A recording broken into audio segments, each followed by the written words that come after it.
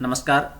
हिंदी साहित्य की ऑनलाइन कक्षा में मैं doctor Devi Prasad, associate professor Hindi, सेठ नंद किशोर पटवारी राजकीय महाविद्यालय नीमका थाना, आप सभी का स्वागत करता हूं। पिछली कक्षा में भी हमने महाकवि भूषण के पदों पर चर्चा की थी और आज की इस कक्षा में भी हम महाकवि भूषण के पदों को ही पुनः पढ़ने जा रहे हैं। विद्यार्थियों, आप जानते हैं कि महाकवि भूषण हमारे पाठ्यक्रम में शामिल हैं और उन्हीं की रचनाओं का हम यहाँ पर अध्ययन कर रहे हैं। महाकवि भूषण का नाम वीर रस के साहित्य की रचना करने में बहुत अदब से लिया जाता है।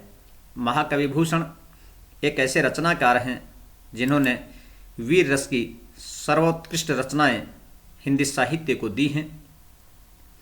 और विशेष तौर से हम बात करें कि हमारे इस देश के मान सम्मान को प्रतिष्ठापित करने में महाकवि भूषण के साहित्य का अभूतपूर्व योगदान है। प्रस्तुत हमारे पाठ्यक्रम में जो पद हैं वे महाकवि भूषण द्वारा रचित हैं, जो भूषण ग्रंथावली में हैं, और शिवा बावनी जो भूषण का ग्रंथ है उसमें शामिल हैं। प्रस्तुत पद की हम बात करें तो आज पाठ्यक्रम की दृष्टि से उनका पद संख्या 6 है और इस पद को हम पहले पढ़ेंगे और उसके पश्चात हम इसका अर्थ समझेंगे। जैसा मैंने कहा कि हमारे पाठ्यक्रम में शामिल जितने भी कवि और साहित्यकार हैं उनसे संबंधित व्याख्याएं परीक्षा में पूछी जाती हैं। महाकवि भूषण के पद भी उस दृष्टि से बहुत महत्वपूर्ण हैं। तो आइए पहले हम पढ़ते हैं प्रस्तुत पद को और उसके पश्चात जानते हैं इसकी व्याख्या को।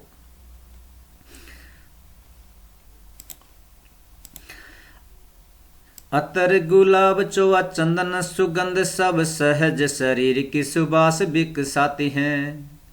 पल भरी पलंग ते भूमि न धरते पावते खान पान छोड़ बन बिल लाती हैं।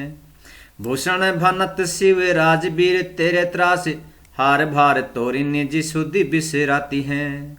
ऐसी परी नरम हरम बादशाहन की नाशपाती खाती तेवे बनासपति खाती हैं। अतर गुलाब चौवा चंदन सुगंध सब सहज शरीर की सुबास बिकसाती हैं। प्रस्तुत पद में महाकवि भूषण ने शिवाजी की वीरता की प्रशंसा की है और शिवाजी के इस वीरता के कारण से, उनके पराक्रम और उनकी युद्ध की कुशलता के कारण से, उनके भय के कारण जो शत्रु की स्त्रियों पर पड़ने वाला प्रभाव है उसका प्रस्तुत पद में बहुत ही अच्छे ढंग से उन्होंने चित्रण किया है। तो महाकवि भूषण कहते हैं, अतर गुलाब चौवा चंदन सुगंध सब। जो कभी अतर से, गुलाब से, चौवा एक प्रकार का सुगंधित पदार्थ है, चंदन आदि सब लगाती थी। यानी जिनके शरीर कभी अतर से, गुलाब से, चौवा, चंदन की खुशबू से महका करते थे, वे सहज शरीर की सुबास बिकसाती हैं। अब उनके शरीर से, उनके शरीर की जो सहज और स्वाभाविक सुगंध है वही आती है। कहने का तात्पर्य है कि जो स्त्रियां कभी इत्र, गुलाब, चौवा, चंदन आदि सब सुगंधित द्रव्यों से अपने शरीर को खुशबू से सराबोर रखती थी, उन्होंने वो सब छोड़ दिया है या तुम्हारे भय के कारण से उनका वह सब छूट गया है और अब वे अपने शरीर की स्वाभाविक जो सुगंध है उसी को फैलाती रहती हैं। सुबास, खुशबू सहज शरीर की सुबास विकसाती हैं, उसी को विकसित करती रहती हैं, अर्थात उसी को फैलाती रहती हैं। कारण क्योंकि जो शत्रु की स्त्रियां हैं तुम्हारे भय के कारण से इधर उधर फिर रही हैं, उनका एक निश्चित ठिकाना नहीं है। वे अपने रक्षा के लिए जब इधर उधर घूम रही हैं और साथ ही वे बहुत चिंता में हैं, तो उनका जो तर गुलाब, चौवा, चंदन आदि सबके प्रति जो एक आकर्षण था वह भी छूट गया है और इतना वक्त भी नहीं है कि वे सारा सब कुछ करें। तुम्हारे भय के कारण से ये सब छोड़ करके वे सहज शरीर की जो सुगंध है उसी को फैलाती रहती हैं, अर्थात वे उन सारे सौंदर्य प्रसाधनों का प्रयोग नहीं कर पा रही हैं। फिर कहते हैं, पल भरी पलंग तेन भूमि पे धरत पाँव, तेई खान पान छोड़ी बन बिल लाती हैं। पल भर के लिए भी पलंग ते भूमि न धरत पाँव, जो महिलाएं पल भर के लिए भी अपने बड़े बड़े पलंगों को छोड़ करके, अपने सुख साधनों को छोड़ करके भूमि पर एक पल के लिए भी पैर नहीं रखती थी, तेई वे ही खान पान छोड़ी बन बिल लाती हैं। वे ही सब खान पान को छोड़ करके और वन वन में भटक रही हैं, भयभीत हैं, बिललाती हैं, व्याकुल हैं। कहने का तात्पर्य है कि शिवाजी आपके भय के कारण से शत्रु की जो स्त्रियां हैं, जो कभी सुख भोग में ही अपना सब कुछ समझती थी, जो कभी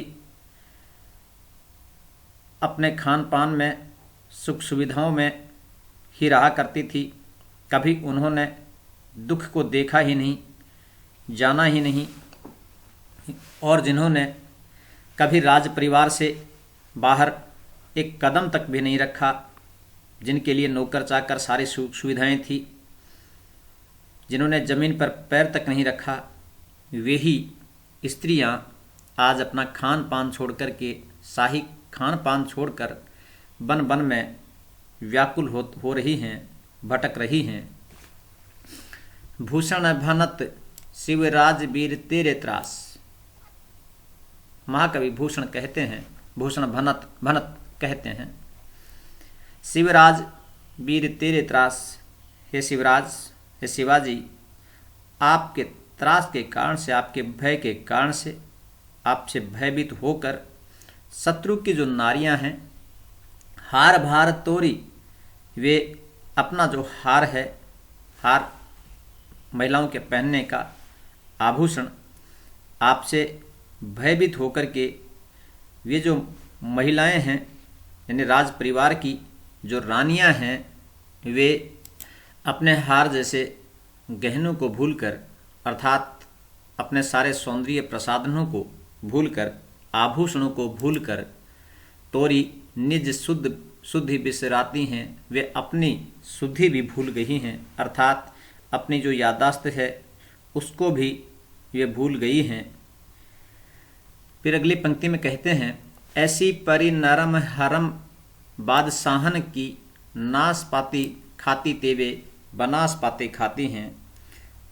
वे महिलाएं अपने बादशाह को छोड़ करके, अर्थात मुगल बादशाहों के वैभवपूर्ण महिलाओं और रनिवासों में जिस प्रकार से नारियां रहती थी, वे सब भयभीत हो गई हैं।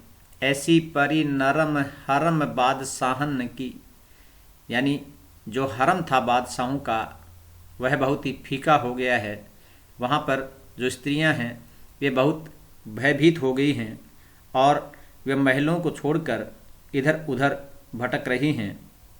और पहले जो महिलाएं नाशपाती नामक फल यानी फल आदि खाया करती थी, इसके अलावा वे अन्न का बहुत कम उपयोग करती थी, वे ही अब जंगल में उत्पन्न होने वाली जो वनस्पति हैं, वनस्पति वनस्पति वनस्पति खाती हैं, यानी तुम्हारे भय के कारण से स्त्रियों का जो जीवन है, शत्रु की नारियों का जो जीवन है, वह बहुत ही अस्त व्यस्त हो गया है।